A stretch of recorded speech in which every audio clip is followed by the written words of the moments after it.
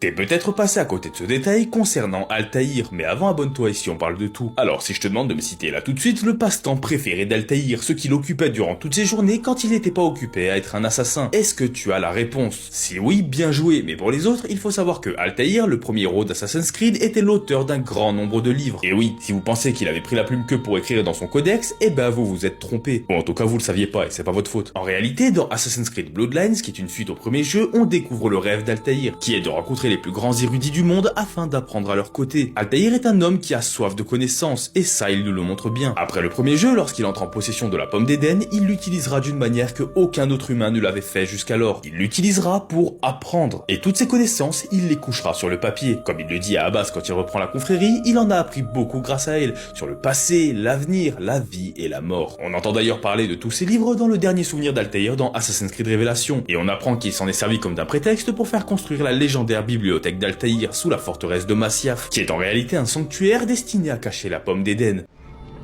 Est-ce que tu t'es occupé de mes livres? Oui. Une partie a été confiée au Polo. J'emporte le reste avec moi à Alexandrie. Bien. Excellent. Père, je ne comprends pas. Pourquoi as-tu construit une bibliothèque si ce n'est pour y mettre tes livres? Il faut t'en aller. Au retour des Mongols, Masyaf devrait être déserte. Je vois. Ce n'est pas une bibliothèque.